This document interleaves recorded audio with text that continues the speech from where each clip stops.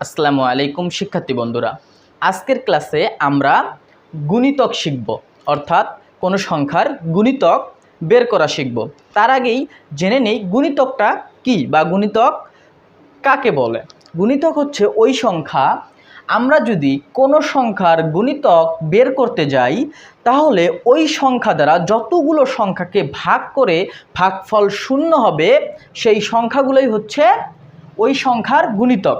অর্থাৎ আমরা যদি 3-এর গুণিতক বের করতে যাই তাহলে 3 দ্বারা যতগুলো সংখ্যাকে ভাগ করলে ভাগশেষ শূন্য হবে সেই সব সংখ্যাগুলোই হবে 3-এর গুণিতক। তো চলো 3-এর গুণিতক বের করেই তোমাদের গুণিতকটা বুঝাই দেই। তো শিক্ষার্থী বন্ধুরা, 3-এর গুণিতক যদি আমরা বের করতে যাই তাহলে 3কে আমরা 3 একে 3, 3 দ্বিগুণ 6, 3 তিরিকে 9, 3 চারে 12। তো এইখানে 3, 6, 9, 12 হচ্ছে 3-এর গুণিতক।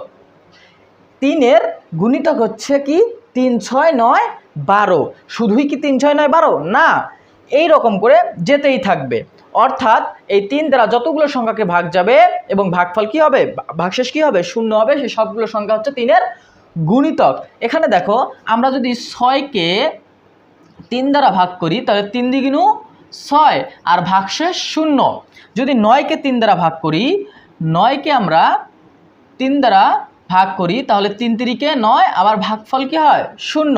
তাহলে এই সব হচ্ছে কি 3-এর গুণিতক। গুণিতক হচ্ছে আনলিমিটেড। গুণিতক কি আনলিমিটেড। তাহলে বন্ধুরা চলো আমরা 5-এর গুণিতক বের করি। 5-এর গুণিতক বের করি। তাহলে আমাদের প্রশ্নে যদি বলে যে 5-এর 5টি গুণিতক বের করো, তাহলে তোমরা কি করবা, 5-এর সাথে 1, 5 একে 5, 5 দ্বিগুণ 10, 3 পাঁচা 15, 4 পাঁচা 20, 5 পাঁচা 25। তো এইভাবে কিন্তু যেতেই থাকবে। তাহলে এখানে 5-এর 5টি গুণিতক হলো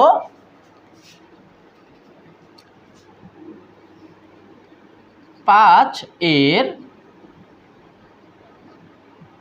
গুণিতক হলো সমান সমান 5, 10, 15, 20,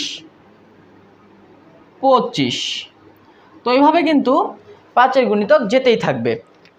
গুণিতকের ক্ষেত্রে গুণিতকটা হচ্ছে আনলিমিটেড আর গুণনীয়ক লিমিটেড।